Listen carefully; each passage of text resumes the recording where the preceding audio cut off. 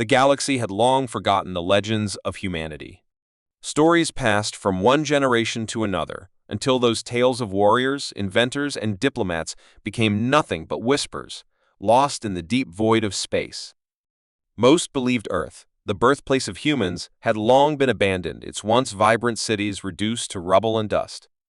The galaxy had moved on. The great races of the universe now held power, and Earth was a relic, a myth. But everything changed when the Syndicate, a ruthless alliance of alien species, sent its scouts to the edge of known space. They had heard strange reports, a faint, inconsistent signal, something buried beneath the layers of cosmic noise. The Soktharu, a vessel designed for reconnaissance, was the first to venture into the unknown. The crew was confident. The orders were simple: locate the source of the anomaly and determine its origin. What they found, however, was not what they expected. As the Soktharu approached the solar system, the strange signal grew stronger, like a pulse from a forgotten heart, beating in the darkness. The ship's sensors malfunctioned, giving the crew unsettling images of a planet cloaked in an almost unnatural silence. A massive field of energy, invisible to most technologies, enveloped Earth, an impenetrable shroud that distorted all attempts to study it. Despite the oddities, the Syndicate's fleet was not one to turn back easily.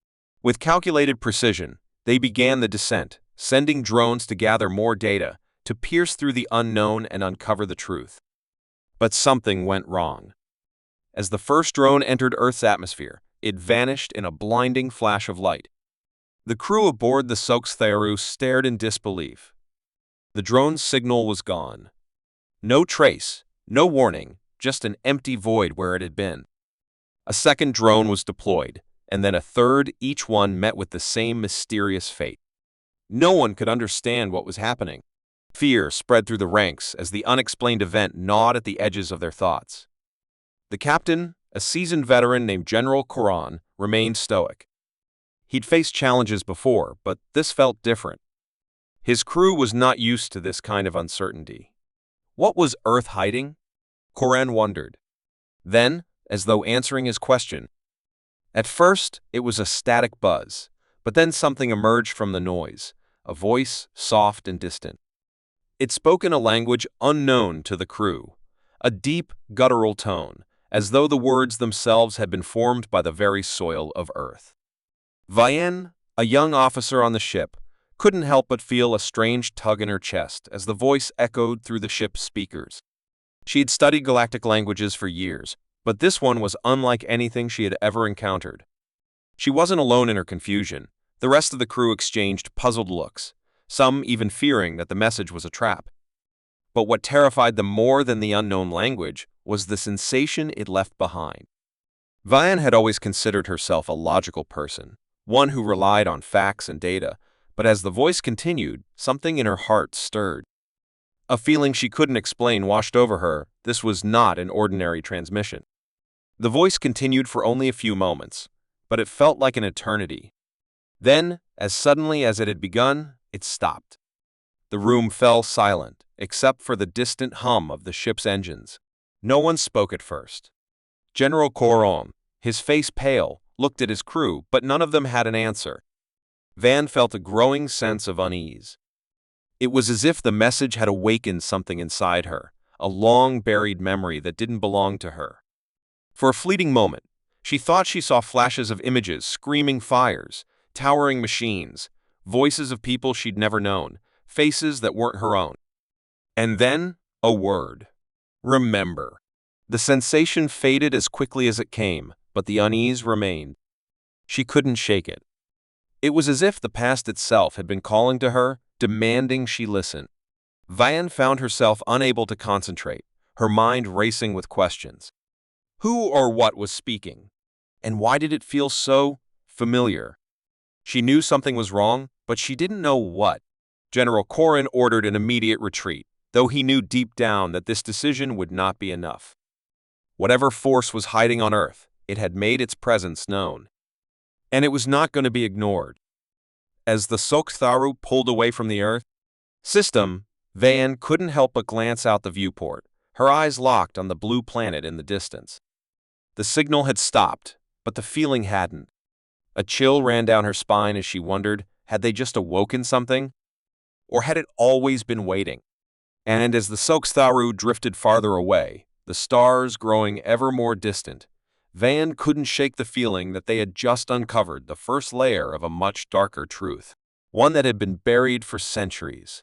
Earth was not what it seemed. There was something more, something ancient, and it was not ready to be forgotten. And the universe was about to find out just how wrong they were about humanity. Even as the Sokstharu moved away from Earth's orbit, the silence didn't feel like peace, it felt like a warning. General Karan filed his report with the Syndicate's Central Command, trying to sound calm, but the look in his eyes betrayed what he truly felt, fear of something unknown.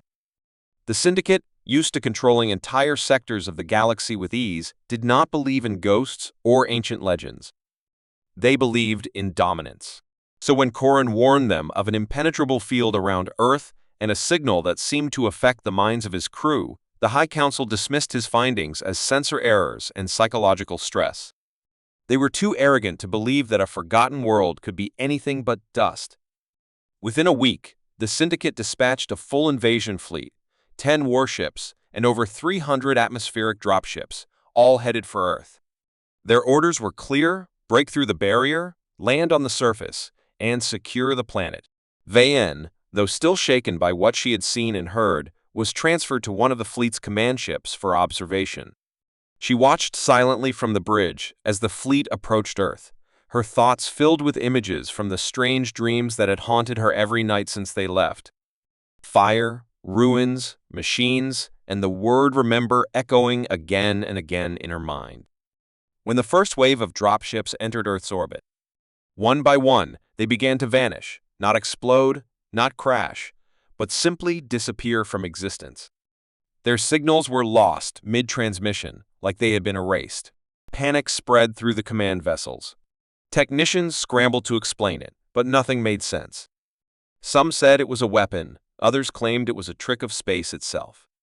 Then, for the first time in 1,000 years, Earth spoke to the galaxy. A single broadcast spread across all frequencies. It was calm, controlled, and delivered in perfect galactic comment. This is Earth. Humanity remembers. Turn back. The voice was male, steady, and cold. It wasn't a threat. It was a promise. The moment the message ended, the sky above Earth lit up. Beams of concentrated light shot upward from the planet's surface, precise and blinding. Syndicate warships, massive vessels known for their brutal armor, were torn apart like paper. 3 ships were destroyed in the first 5 seconds. The rest scattered in panic, trying to reposition, but Earth had already seen them. New weapons, hidden deep underground for centuries, came online rail systems, stealth satellites, orbital disruptors. None of these technologies were known to exist. None should have survived the collapse. But they had. Hidden. Preserved. Waiting. The remaining fleet attempted to retreat, but Earth's defense systems were coordinated like no one had ever seen. The invaders were outgunned and outmaneuvered by a world that wasn't supposed to fight back. From orbit, Vayen watched as the Syndicate's pride was broken in minutes. Her heart pounded. She could feel something inside her shifting. The fear she had felt earlier was replaced by something else: respect, maybe even awe. Earth was alive, and it had waited long enough. The surviving ships limped back into deep space, some barely held together. Syndicate command, in disbelief, refused to broadcast the truth. They called it a recon failure and began planning a second invasion, larger than the first. But among the officers, soldiers, and quiet corners of the galaxy, rumors spread like wildfire. The humans were not extinct. They were watching. And worse, they were preparing. Back on Earth, deep within a mountain fortress buried beneath centuries of stone and steel, old machines whirred back to life. A man sat in a control chair, eyes glowing with artificial light, his body more machine than flesh. His name was Elias. He had once been a soldier. Now he was the caretaker of Earth's last line of defense. Elias monitored everything, from the satellite arrays to the deep-sea servers. For hundreds of years, he had waited for the day humanity would be threatened again. That day had come, and he was not alone. In secret bunkers across the world, hidden bases powered by forgotten energy cores began to open. Cryogenic chambers hissed as long-sleeping minds were slowly awakened. These were not just soldiers. They were the best of humanity's last-generation scientists, strategists, engineers, and warriors chosen to survive the collapse. Protocol Dauntless had begun. The plan was simple: survive until the stars forgot, and then return when needed. Elias activated old satellites that projected false data to the rest of the galaxy, creating the illusion that Earth was still broken and empty. But the illusion was wearing thin. Vienne, disturbed by what she had seen, began searching for the old archives locked deep inside the Syndicate's data network. What she found chilled her to the bone. Records showed that the Syndicate had been the first to strike Earth during the collapse. They feared humanity's rise and manipulated alliances to turn against them. The collapse wasn't a natural disaster or civil war. It was a coordinated extermination. But it had failed. And now the victims had risen again. As she sat alone in her quarters, staring at the stolen data, Van received a message on her private console. No encryption. No source. Just a blinking light. She opened it. A single phrase appeared. "We see you."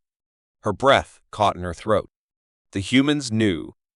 Somehow, they knew she was looking. A moment later, a second message came through, this time in clear text. "If you want the truth, come to us.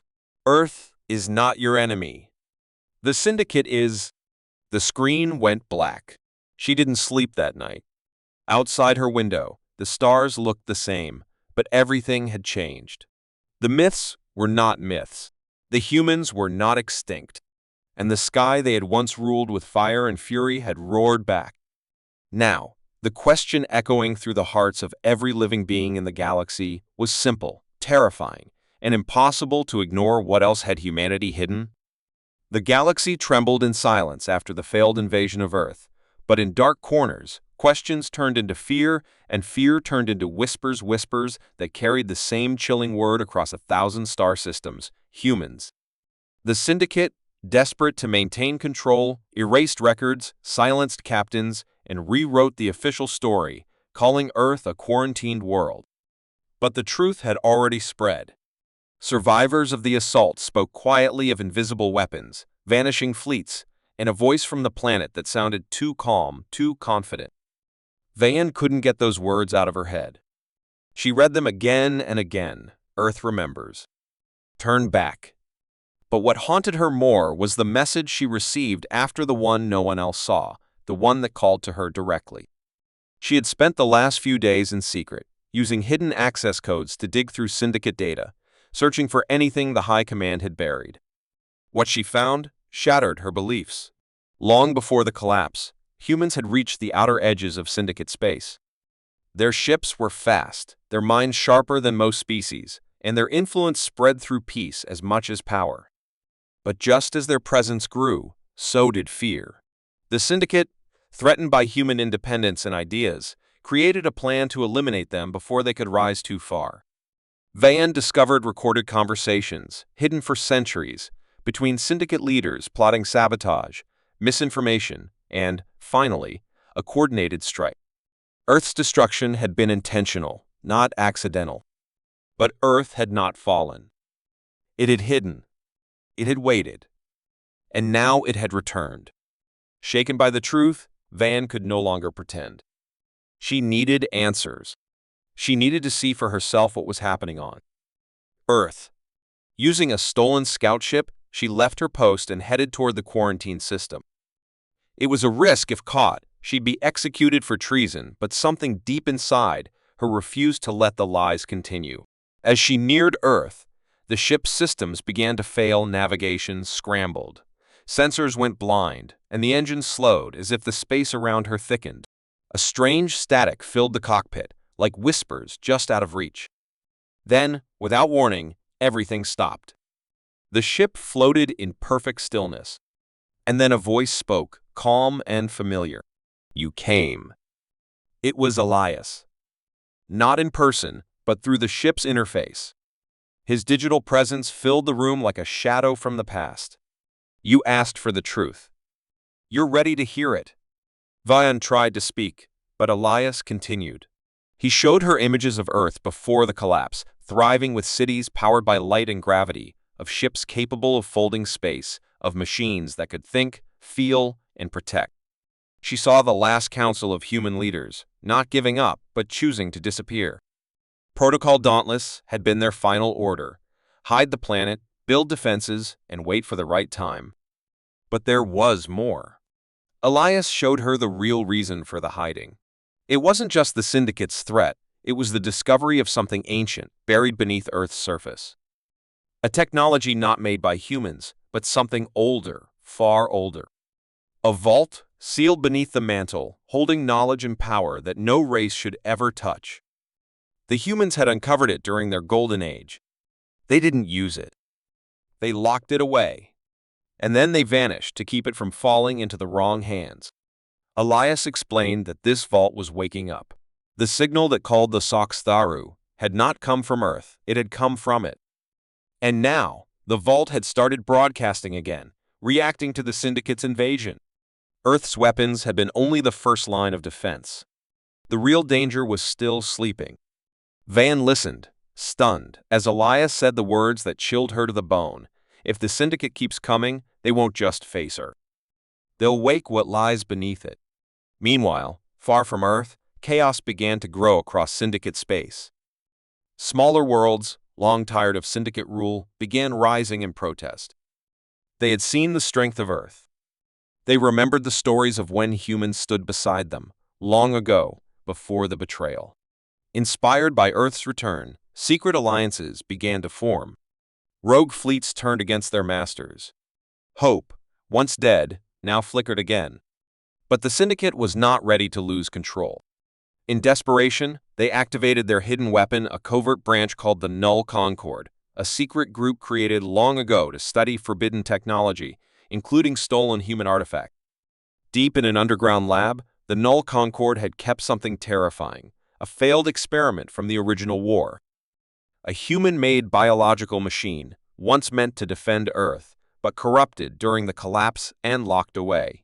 It had no name, only a code, Unit 731. The Concord believed they could control it. Use it as a final weapon. They were wrong. As soon as it was awakened, Unit 731 broke containment. It killed without hesitation. It didn't follow orders. It didn't distinguish between friend or foe. It remembered only its mission: protect Earth. And to it, everything else was a threat. Van, still in orbit around Earth, felt a sudden shift in Elias's voice. Something has changed, he said. Something old has been touched.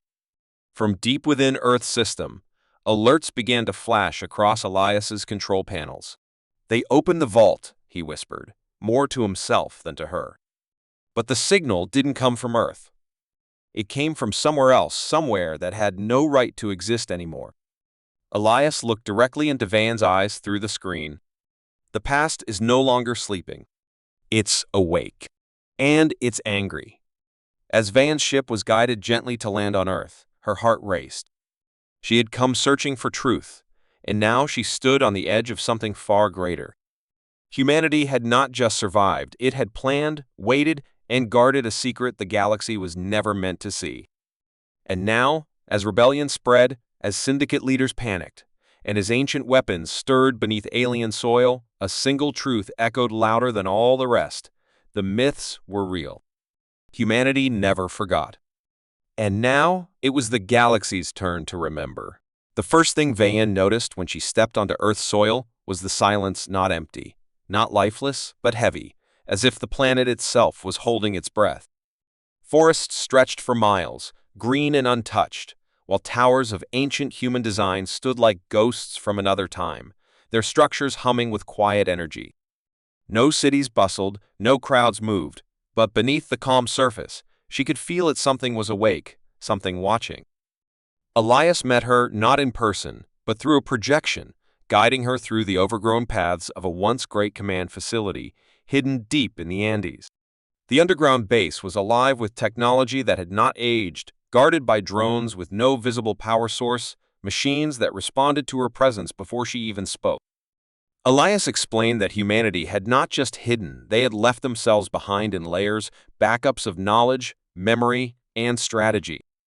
Everything on Earth had been part of a plan designed to outlive the Syndicate, a plan to ensure that if humanity could not win the first time, they would win the last. But now, that final chapter was being forced open too soon.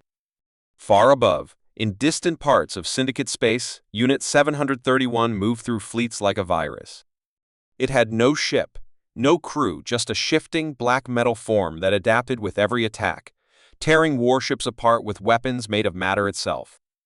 It left messages on every wreck it passed, scarring hulls with 2 words in ancient Earth script, we remember. Panic spread faster than light. Syndicate colonies abandoned their posts. Commanders argued over protocol. And deep within the Council's chambers, leaders whispered of ending the fight once and for all with total extermination. They began gathering their last resort weapon, something kept hidden even from their own people, the Pulse Engine, a planetary disruptor powerful enough to crack Earth in half. As they prepared it, Elias showed Van a chamber deep beneath the surface. Rows of cryopods lined the walls, and inside them slept the last of the original defenders, enhanced humans bred for survival, equipped with minds linked to Earth's core AI.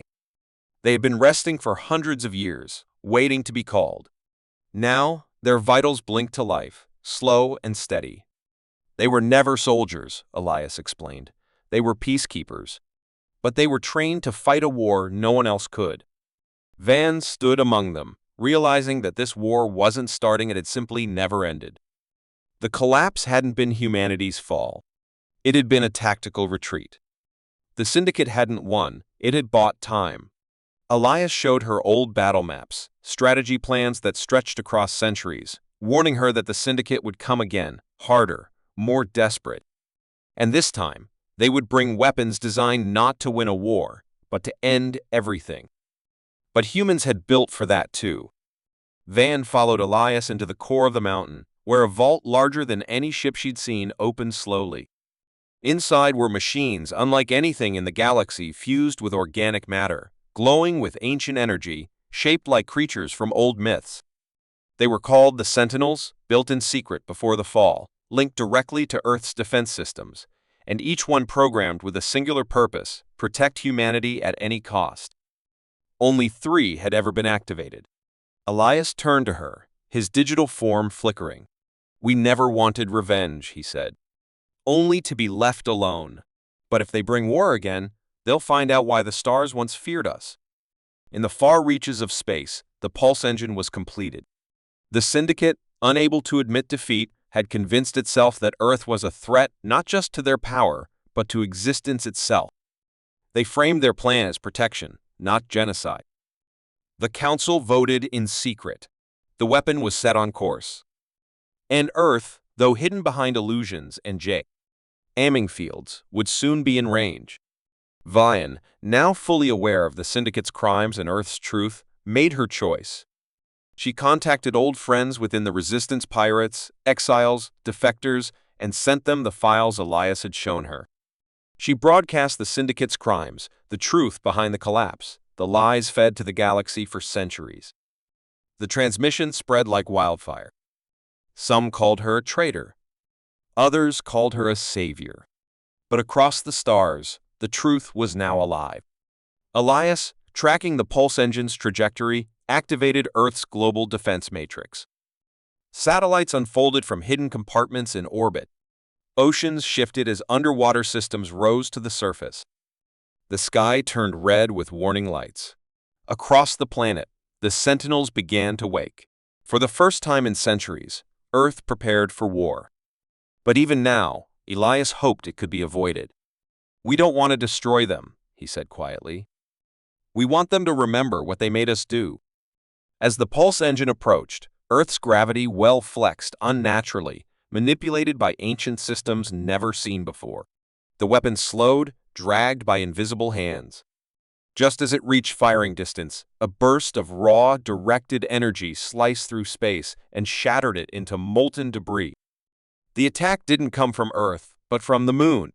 Humanity's last outpost beyond Earth, once thought destroyed, had survived in secret. Now it had returned. Elias smiled as the signal came through. Luna Base Alpha. Standing by. The Syndicate's ultimate weapon was gone. Their lie had crumbled. Earth had not only defended itself, it had turned the tide. But Elias warned Van that something darker had also awakened. Deep in the earth, the vault stirred again, and strange signals pulsed into the void.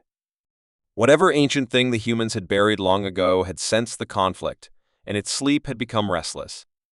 Vienne, standing on the edge of a world once thought dead, looked up at the stars and realized the war wasn't over. It had only reached its next phase. Humanity had returned. The Syndicate was breaking. And the galaxy, full of old secrets and forgotten enemies, was watching. Somewhere out there, others were listening. The echoes of the forgotten had finally reached them. And soon, they would answer. The galaxy had gone quiet, not with peace, but with fear, the kind of silence that comes just before the storm breaks. Earth, once thought broken and buried in history, now stood awake and unyielding, a world wrapped in mystery and fire, its skies alive with energy and machines that no longer belonged to any known time. Van watched from the command deck of Luna Base Alpha as new signals echoed across the stars, signals not from Syndicate fleets or rebels, but something deeper, older, and stranger. The vault beneath Earth's crust had stirred again, not from human touch, but as a response to the chaos now sweeping across the void. Elias had said it only once, and softly, but she had never forgotten. What it was, he never explained, only that it predated the Syndicate, the humans, and even the first archives of spacefaring life.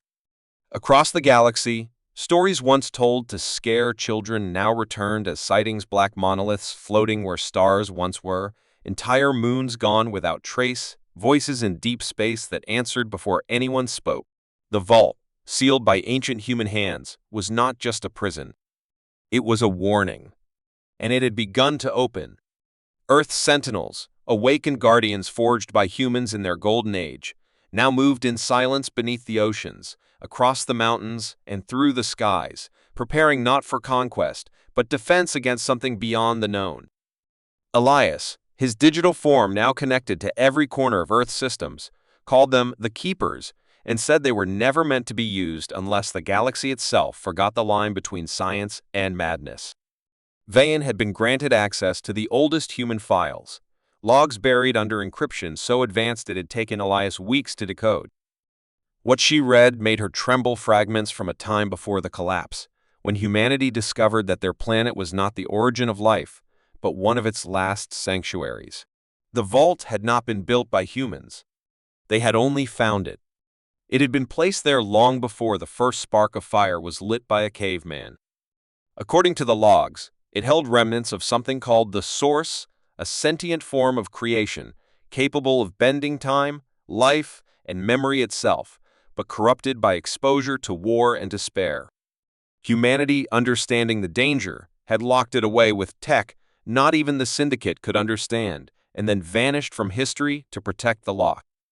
But now, the vault had sensed movement, and what had once been asleep had started to dream again. And in its dreams, it remembered pain. Far beyond Earth's orbit, in a system thought unreachable, a fleet of unknown design emerged, ships made of light and shadow, geometry that changed with every second, driven by forces that didn't obey normal laws. They sent no message. They made no demand. They only moved, slowly, directly, toward Earth. Syndicate sensors barely registered them before vanishing completely. Resistance fleets scrambled but went dark in moments. Van watched the readings from Lunabase as panic spread. Elias confirmed it without emotion. These were not ships. These were echoes, created by the vault's dreams, shaped from memory, pain, and myth. They were not allies. They were not enemies. They were questions sent to test if Earth still remembered the answers.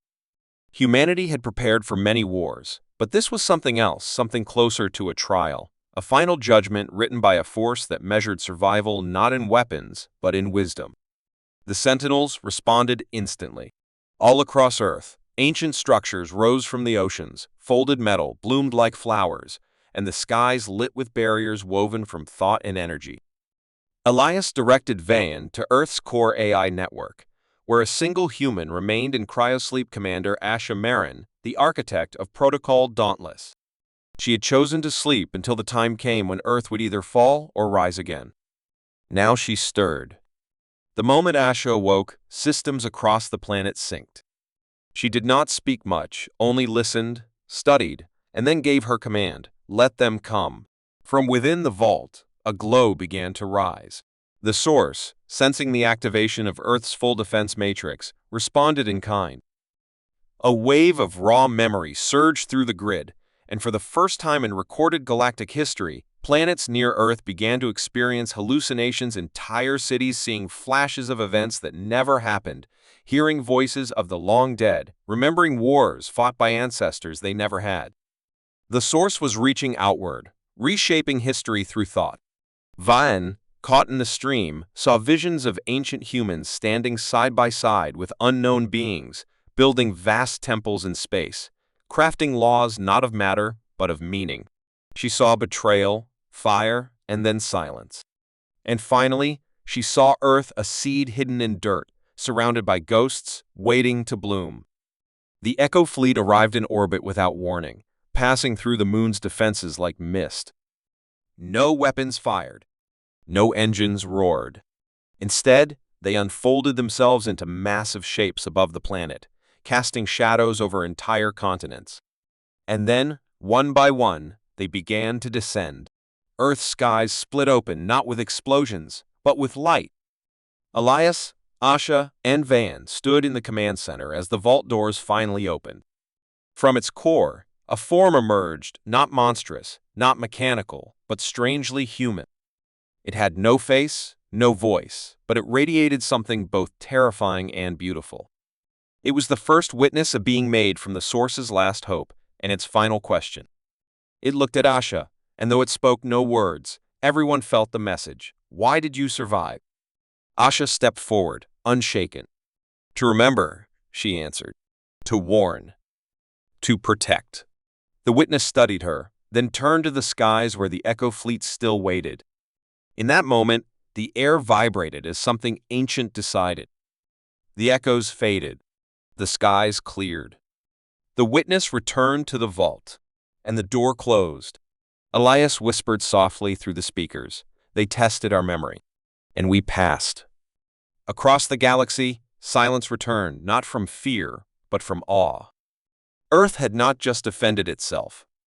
It had answered the oldest question of the stars with strength and clarity.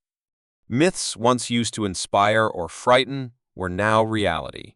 Humans had become what the story said they once were: guardians, not rulers, protectors, not conquerors. And though the vault remained sealed, everyone now knew what lay beneath it, not just a weapon, but a promise.